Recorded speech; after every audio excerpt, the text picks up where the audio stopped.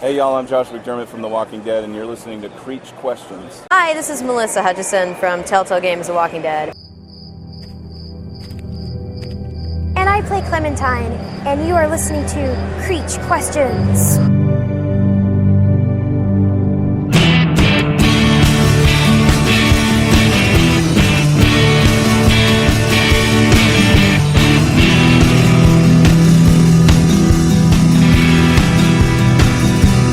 Welcome back to Creech Questions. I'm Chastity, and I'm here with CJ, and this podcast, I want to remind you, is brought to you in part by The Dead Connection. And in the background, you're actually listening to The Irma and Louise with their song, East Virginia. You can find out more about The Irma and Louise and listen to more of their awesome music at theirmalouise.ch. Now, today is the 28th episode, so we are over half a year of doing this, but at least a couple episodes already, and we've got a great show for you. Why don't you tell us a little bit about what we're going to be listening to today, Miss Chastity? Well, we have, I think, 3 different things today. We have the Walking Dead Wrapup with Alyssa. We have Josh McDermitt, and we also have Melissa Hutchison. Yes, and for those who don't know, Melissa Hutchison, as you heard at the very beginning, does the voice for Clementine in the hugely successful and wildly popular Telltale video game series, The Walking Dead. Now, before we get into all this amazingness that we have on the podcast this week, why don't we go ahead and do our shout-outs? You give me a gift, bam, thank you note. You invite me somewhere, pow, RSVP. You do me a favor, wham, favor returned. Do not test my politeness. My shout-out this week is going to be to my personal trainer, Casey. She kicks my butt every week.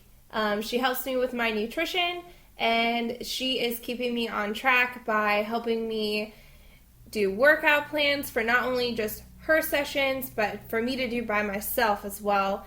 I have my own personal goals, and she's helping me along the way, and I could not thank her enough. I will say she's doing a fantastic job. I realize that this is a audio medium, but if you've checked out her newest Facebook page, you can see the results are amazing, and she is looking better and better each day. But let's go ahead and if you can, give us that information on your new Facebook page. Well, I actually got around to making a Facebook page. You can find me at facebook.com/ChasValentine. Chas is like my nickname since like a kid. Believe it or not, Chastity Valentine was taken. and I thought it was so unique, but it was taken. So no, you can find me at facebook.com/ChasValentine. Also, you can find me on Twitter at Chas91V.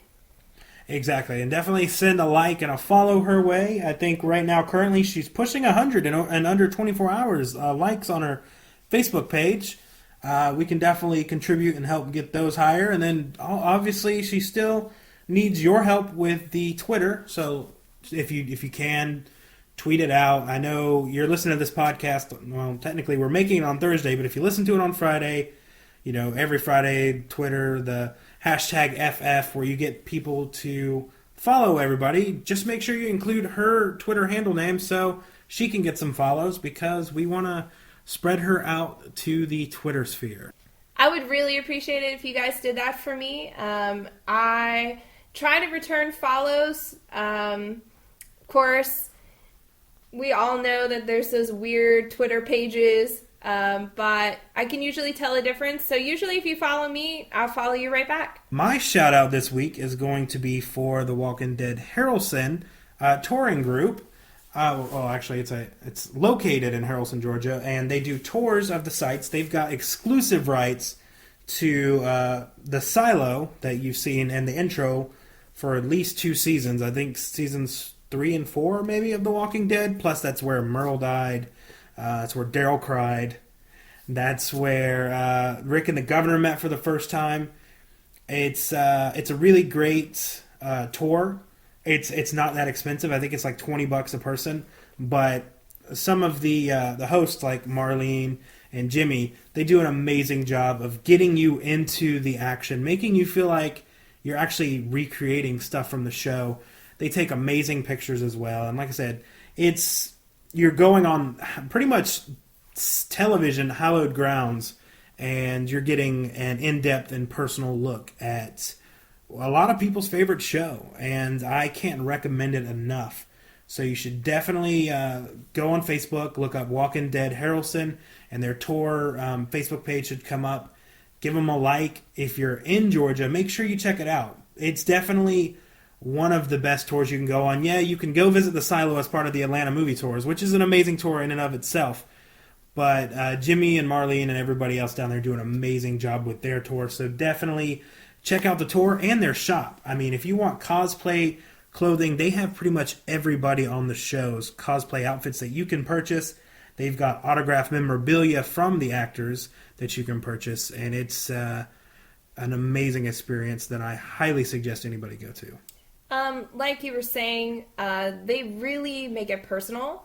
The scene where Norman Reedus and Jose Pablo Cantillo fought walkers, while the governor and Rick were talking, they pretty much let you reenact it. They have it back for you and everything, and they take pictures, so you really get into it. They really put you in the show at the sites, and it's a blast. The tour went by so fast because I was just having so much fun.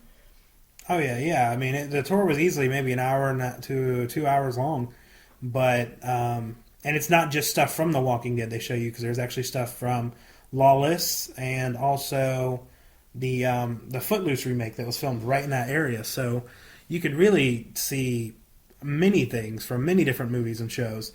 And yeah, I mean, if you want, go on Facebook.com/Chas Valentine, and she has up some of the pictures that they actually took there, along with, I believe, possibly on CJ Creech Creative. I'm not 100% sure, but there's some pictures, some great pictures that we took there that you should definitely check out. And if you're going to Walker Stalker Con Atlanta, make sure you save a day and go check that out, because, like I said, it's totally worth the trip and the $20.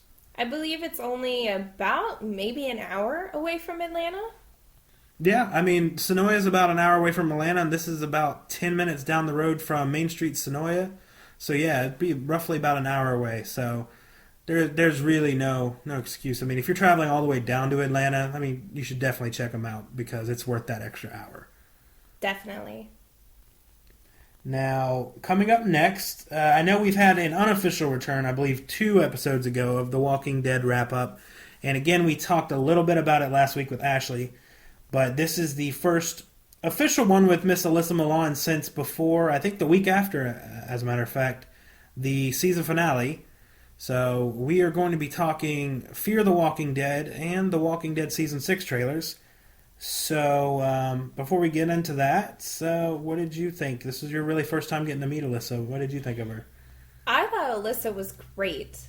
She's so much fun to talk to, and when you are curious about how she feels, I mean, she really elaborates, and you can really see where she's coming from. I personally have never talked to a walker before, so that was kind of cool for me. But no, she's great. She's super sweet, and we are hoping so much to see her in Atlanta this year. Oh yeah, definitely. And yeah, I mean, one of the things that sets our podcast, I guess, different from everybody else is that we do have a walker from the show. I mean, also that it helps that we are approved for Press 3 AMC. But Alyssa's a great person, and I'm extremely honored to have her as a co-host on this segment. And she is very knowledgeable of it. I mean, not just from being in it. I mean, she follows the comics and everything. So it's always good to have, a really knowledgeable person. Not knocking you right now, Chastity. Just want to let you know. But, it's always good to have as many knowledgeable people about this as possible. And to have somebody who's been on the show and is just as passionate as we are is always awesome. And it had been a long time, and I was really glad that we could finally have her back on the show. And we'll continue to have her on the show when we start covering Fear the Walking Dead. But I'm not wanting to get long-winded right now. So we'll go ahead and play the Walking Dead Wrap-Up, covering the Comic-Con trailers of both shows. with me, Chastity, and Alyssa.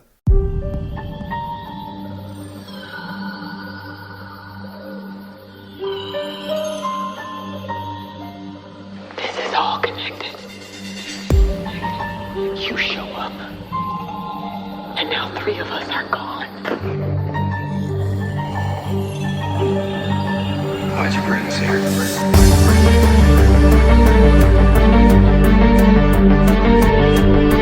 It's hard to believe we're only 2 weeks away from the actual beginning of Fear the Walking Dead? That's exciting. It does look pretty good. Did you I'm sure you've watched the trailer probably more than once. What do you think about it?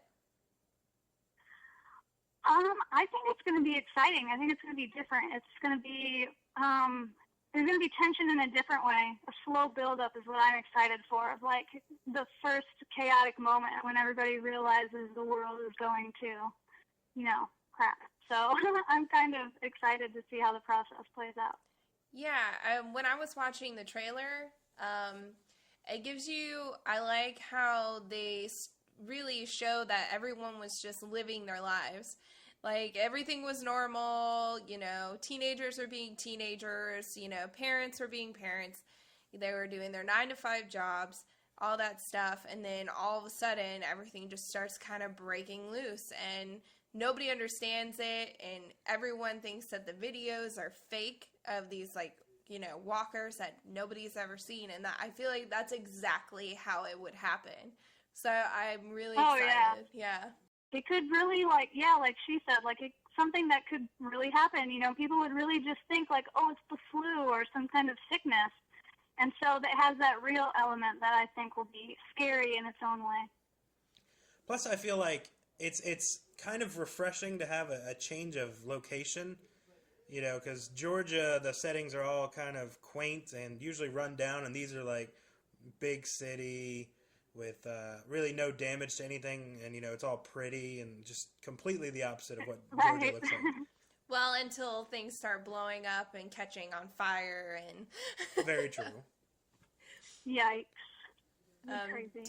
Do you think that they will at some point connect Fear of the Walking Dead with the actual Walking Dead series? Do you think that's a possibility? I think it could be in some way. I think they might try and tie the worlds together in a subtle way. I don't think they're going to show us anything majorly.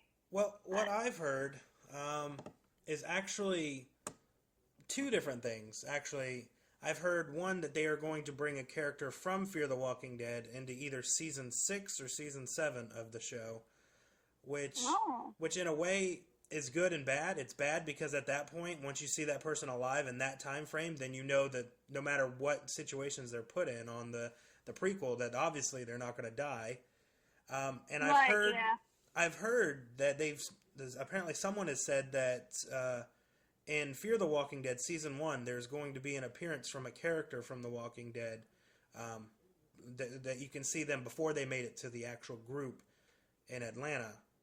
And everybody's been thinking it's going to be Lori Holden, aka Andrea, but it could be anybody. Exciting.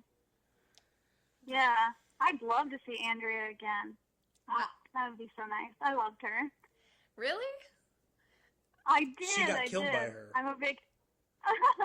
Oh, okay. Well, I could see your sentiments then. Me, as a Walking Dead fan, did not care for her much. As a character,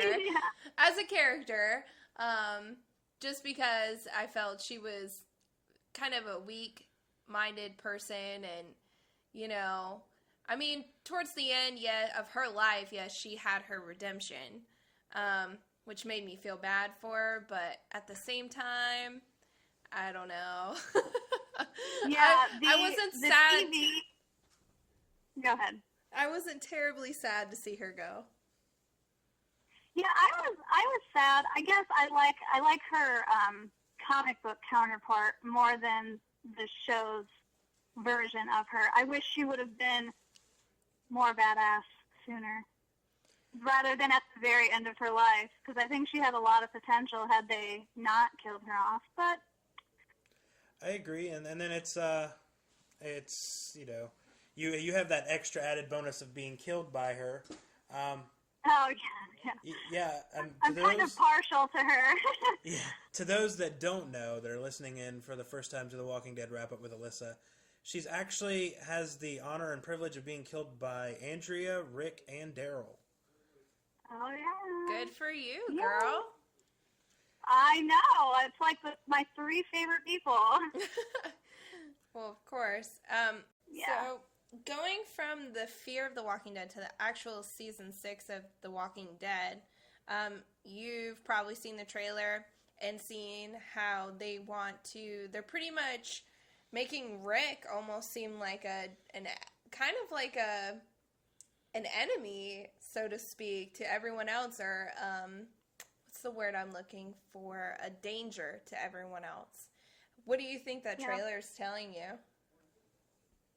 I think that trailer is being intentionally misleading because they're making it seem like that way with Rick and that he's like against Morgan, and I really don't think it's going to be like that because I read that article where they did that with the trailer last year. So now it's like I can't even take anything seriously when I watch this trailer because they could be just totally twisting it to make us think one thing because you know how they like to play with our minds. But I think Rick will be an enemy, but I don't think that it will be that way for very long.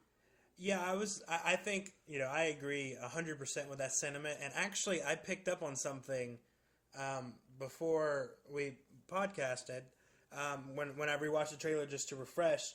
There is one scene I know for sure that was completely done with editing because Rick's saying something almost threatening, but in that shot, I mean, it's actually the back of Father Gabriel's head, but when they cut to the reaction, it's actually Morgan reacting.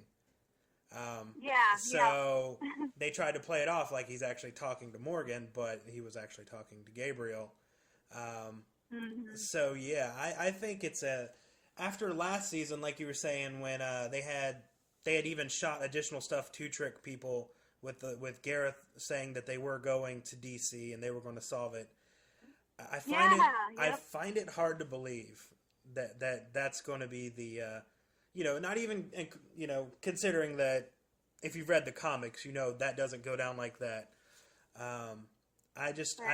I mean, Morgan went all the way. He traveled so far from where he wasn't clear just to get to Rick, because he was traveling to meet Rick, that I don't think he would immediately just be like, all right, well, obviously, I'm going to take over. You got to leave now, Rick.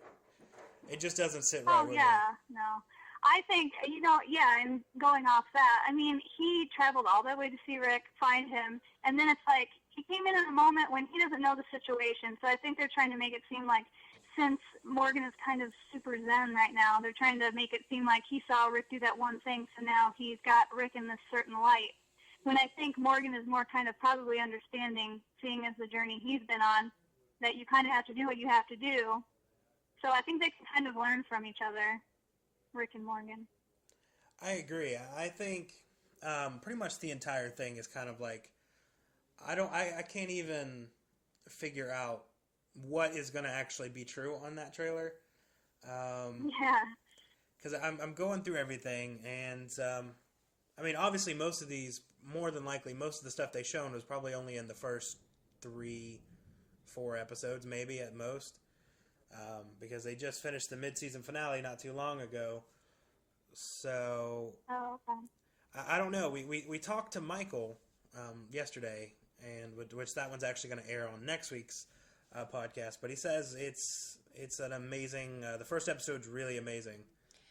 His one word to describe it was epic. So epic. Oh, I use that to describe every single episode. So to me, it's like, how can it get any more epic? I mean, come on. Well, I think it'll be 10 times more epic. Sorry, if Daryl doesn't cry this season. Oh, you are so mean to poor Daryl. I know. It's just, oh man, he cried way too much last season. I've had enough of Daryl crying. I don't think he cried that much. He cried like 4 times. That's like a third of the season right there. Oh my gosh. He lost a lot of people that he loved. and then he got emo and started self-harming. Yeah, I don't know. I mean, love Norman. Norman's great, but Yeah. I just hope this is the season Daryl dies. I do not. I do not want Daryl to die in this season. I think in this season he's gonna kind of put his foot down more, and I think it's gonna add more to the show. Well, Oh yeah. I don't know. From the trailer, it seems like, I mean, once again, it could just be editing, but it looks like that Daryl's going to be on the loose or on the run, at least for a certain part, because they Well, showed. I mean, we know someone gets him, so Yeah. I'm assuming it's the wolves, obviously. Yeah. But then again, that's another thing that's kind of weird. After everything they showed, I mean, obviously, the wolves are going to have to play some part in this because they didn't die at the end of the season, and I'm assuming the wolves are what. Yeah. Yeah, I'm assuming the wolves are what caused in the trailer where they showed the walkers attacking Alexandria. I'm assuming that's something from the wolves, some Do retaliation. you think or the something. wolves are? Do you think they're connected to Negan down the line, or do you think they are two separate kind of enemies? I don't know. I mean, personally, they could be. I mean, especially considering that we're getting very, very close in that timeline to actually Negan showing up. And especially with Gimple and I believe it was Kirkman saying that Negan would be showing up very soon recently in an interview. So it could be very possible that Negan's some way involved with this. Or that might be... I can't remember what they were in the comics because there was something like the wolves, but I don't believe they were called the wolves. Yeah. Because I remember the guy goes up to the gate of Alexandria and he's like, something about, hey, like, I think it was something like with the three little pigs and he was like, let me in or something like that. Oh, yeah. Yep, I remember that. That could be them. I could just see them doing, like, the first half of the season, like, building the tension between both groups in Alexandria, and then, like, the second half of the season being really, like, focused on the wolves and all that stuff. And then that would be so awesome if they ended the season with Negan. That'd be so cool. I said that last season, too, but, I mean, I can't wait for him to be here. Well, we can and we can't. Yeah, that's true, yeah. Because... me and you know what happens when Negan shows. I mean, I don't think that exactly is going to happen. But No. like I said, I think it's going to be Daryl. Yeah, it's going to be definitely a different character than who it was in the comic. Because and it's going to be devastating. yeah, it's going to be very devastating. And where they're in the comics right now, I don't know if you've read the most recent one, but it's brutality. Is it? I think I'm like 5 issues behind or 6 issues behind, something like that. The most recent one, I won't spoil any characters, but let's just say 4 or 5 main characters were all massacred. Oh no! Beheaded and heads on pikes. Oh my gosh, no! So it's getting brutal in the comics too, and every time I read one, I'm just like, oh god, how are they going to do this in the show? Because I wonder how much brutality they're going to be able to show when Negan shows up, because, wow. Well, obviously they're going to have to change the way he talks, because he says the F-bomb every other word, and obviously with standards and practices, the AMC's not going to allow him to curse like that. If they didn't let Andrew Lincoln said they're effing with the wrong people, they're not going to let Negan freaking throw F-bombs all the time. Yeah, they'll save that for the DVD maybe, like they did with the Rick thing. Oh, that'd be nice. I'm actually really stoked for some of these herds they've been showing in the season 6 trailer, because there's a lot of walkers. I actually have a theory about it. What's his name with the W on his forehead? I don't even know. We don't know a name? No, he Okay. has a name. I forgot. Yeah, he has Okay. a name, but I can't remember. Okay, well, we all know the guy with the W on his forehead with the long brown hair who It's creepy. who is very creepy. Yeah. And is very psychotic. Well, you know how he had those traps and was killing people, but he wasn't like killing them in like, you know, in the He was brain. turning them into walkers. He was turning them into walkers. And he also had traps, like a very extravagant way of like trapping these walkers. So my theory is he's gonna like unleash a bunch of walkers on like Rick and Daryl and the whole town. And it's gonna like cause like havoc. I think he's gonna be a huge part of why there's so many walkers. He could pull a governor like the governor did in that episode where he got the truck and he drove it through the prison gates. Exactly. And he has like 5 of them, 5 semi-trucks full of walkers. And he's only just adding to them and adding to them. So, and I guess I just get confused on why he is wanting so many walkers. Like, why is he for protection, or is it? It's I don't know. I think honestly he's just genuinely psychotic. I think he's just kind of one of those. It's his version of a Rottweiler, I guess. I think he's just. A I think he's million of them. mentally ill. I really do. I think he's like mentally ill. I think he gets off on, you know, killing and like all these really dark and gruesome, nasty things. And you know, the world's at an end, so. You know, he obviously was alive before it happened.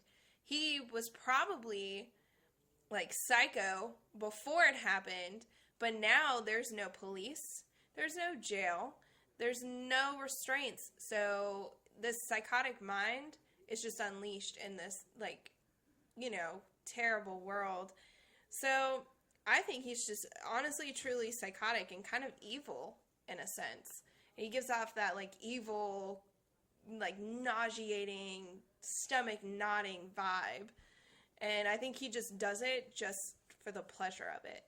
That's how I feel. And those are the scariest type of people in that world, the ones that have no emotion for anything because they can do literally anything and they don't care. Yep. Exactly. Yeah, I can't even I don't know. I mean, I know obviously he's got to come back, and there's got to be some way to get these walkers in here. But I'm trying to figure out that there's shots in the actual trailer of Rick and the gang pretty much running through the forest. So, I mean, we've been to Sonoya, and the Alexandria set is still there. So I'm just assuming that whatever happens in the first couple episodes, there's got to be a way that they rebuild it. I don't know if Rick and them leave Alexandria and then have to come back and fight to clear it, or I don't know. They could unleash some walkers to try and mess with the group, and then kind of not totally damage the place. And maybe that's when they take Daryl, and maybe that's why they're out in the woods because they have to like go get their man back. Go save Daryl. They've got to. Daryl. I mean, you know, they could just stay in Alexandria and just send all the fangirls after Daryl. And yeah, I think they're crazy enough that they could fight any villain off to get to him. I don't think there's any Walker He herd. would never die. Yeah, I don't think there's any Walker herd that can compare to his fangirls. Like, seriously. In a world full of the undead, Daryl's fangirls will still outnumber everybody. Oh my gosh. Well, do we have anything else to talk about? No, I guess that's about it. We covered Fear the Walking Dead. Well, here's a good question to pose for everybody. Which one are you more excited for? Ooh. I have to say just because I have more allegiance to the Walking Dead show, just because it's been on longer. So I'm into that story deeper than I am that other one, obviously. So I feel the same way. I do. I can't help but like my heart strings are just pulled by The Walking Dead. The Fear of the Walking Dead, I'm excited for it, but honestly, I'm like always at the edge of my seat waiting for October. You need to come to Atlanta, by the way. Oh, I know. When is that? It is October, I think, 30th through the November 1st or 2nd, something like that. Ooh, And I should. they just announced Andrew Lincoln's going to be there on Sunday. And obviously Freddy Krueger's going to be there, and the guy who plays Jason, and the male cast from The Vampire Diaries, and Norman Reedus is going to be there. Well, actually, have they announced Norman? Yes, they have. They announced Norman, and they announced Melissa McBride. Pretty much everybody's going to be there.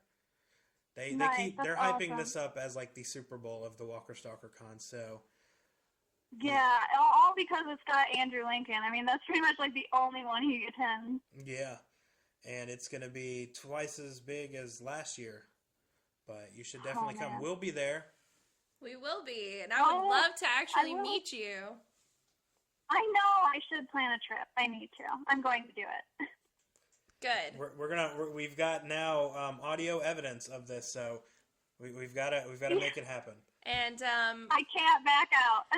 And you know what? You've got a place to stay because we've already got our hotel booked, so you don't even have to worry about a hotel. Oh, there you dang, go. there you go. And my birthday is actually October 29th, and hopefully me, CJ, David, and the Dead Connection are all going to have some kind of dinner celebration for me. I'd love for you to be there if you can. Oh, yeah, I'm definitely doing this now. The Dead Connection, actually, our podcast sponsors have already said they're going to bring us a special bottle of whiskey. So look at that. Oh, man. So welcome to Atlanta. Yeah, welcome to Atlanta. Yeah, no kidding. So we hope to see you there, and it's been lovely talking to you. It's been great. We really thank you for doing this with us today. Yeah, I always have fun. Oh, yeah. And if we don't beforehand, which I might try to do another one, I don't know. Maybe, I don't know. I have to figure out something to talk about. But definitely, if not, we can't do one in 2 weeks. We'll definitely do one for Fear the Walking Dead. For sure. That sounds great. All right. And we will talk to you then. All right. Sounds good, guys. It was nice talking to you. Nice talking to you, too. Thanks, Alyssa. All right. So that was the Walking Dead Wrap-Up. I hope that y'all enjoyed our interpretations of the Season 6 trailer and the Fear of the Walking Dead trailer. As you could tell, we all have our own opinions and kind of have taken our own things from the trailers. I think it was kind of a given that we all were a little more excited for The Walking Dead Season 6 than Fear of the Walking Dead. Just because The Walking Dead is all set in stone in our hearts. But yeah, it was really, really great talking with her, and she really offered some great input. That she did, and she always definitely has some great insight into the show. And, yeah, I mean, I can't... It has me looking forward to the next episode that we do together with her. And obviously, it has me looking forward to Atlanta. Yes. Again, we want to see Alyssa in Atlanta. It would be amazing. But we're going to go ahead and go into our next interview, which is going to be Josh McDermitt. As you all know, he graciously photobombed me and videobombed me at the same time with my interview with Scott Wilson. Can't forget the lollybomb either with Colin. Yes. I was double teamed, so to speak. Hey-o. But I couldn't have asked for anything better. So Josh was really funny in person. I really wish we had more time with him. I'm hoping that maybe soon we'll be able to have more time with Josh. Well, first off, I'm going to do something a little different today with the Josh interview. Normally we just play the interview portion, but some of the stuff that happened on there was just so funny before and after, including the audio of him punching me, well, pretending to punch me, that we're going to play it all for all of you. And I will reveal that I am talking to his people, and we are working to get him on the show in a full capacity for an entire episode of an interview instead of just one or two questions to Josh. So keep on the lookout for that. I'll get to reuse this awesome, as Chastity called it, graphic of Josh with the peeking over the library books at least one more time. I have to say, when I saw Josh, like, just straight being stalker on Rosita and Abraham in the episode, I almost fell to the floor in laughter. It really, really just had me rolling. So when I saw it in the graphic, I almost fell to the floor again because Josh McDermitt really just carries comedy with him and he can play serious very well, but boy, there's this comedy about him that just tickles your heart. They actually, I think they tried to wake me up like 5 times this morning. Well, I didn't sleep well because there's like the air conditioning or whatever. I think you clean the vents, so I don't know if you hear my voice, but it sounds like it's like all allergies and dust. So this happened yesterday, the night, Friday night. And so yesterday in the morning it was like this, but then the more I kind of talked and was out of the dust-filled room or whatever, it like cleared up. So it must be just where you're sleeping. Yeah. And I've been threatened under punishment of death that Steffi and Becca wanted to say hey to you. Really? Yes. Well, why aren't they here? That's a good question. Well, you tell them I said hey, and I'm mad that they're not here. I will do that. Lay it on me, Susan. Come on. All right. Thank you again for taking a question with us. Just want to ask, what is your favorite memory so far of working on The Walking Dead? Oh, gosh. I mean, it's really hard to narrow it down to one favorite memory just because I feel like every time we go to work, there's a new favorite memory. But I think probably the best memory I had was when Norman licked me. He licked my hand once. And my hand was kind of gross, like just as it gets when you're shooting and stuff like that. But the moment he licked me, I was like, I made it. You know what I mean? I was like, I'm a part of the show now. And I think I was on the show this was at the end of last season, so I'd been on for like one full season. Like it took that long for Norman to lick me, but finally it happened. Oh, did you? Is that why your hair is all sticky up now? Yeah, my hair hasn't sat down since. All right. Well, my hair's got a boner. Sorry, there's children here. All right. Well, thank you again. And can we just get you to do a promo to say hi? I'm Josh McDermitt. I play Eugene on The Walking Dead, and you're listening to Creech Questions. Creech Questions? Yes. You're CJ Creech? I am. Oh, okay. I know who you are. Oh. Is that a good thing or a bad thing? That's a bad thing, man. Hey, y'all. Josh McDermitt here from The Walking Dead, and you're listening. What? To Creech Questions. You're listening or watching? Listening.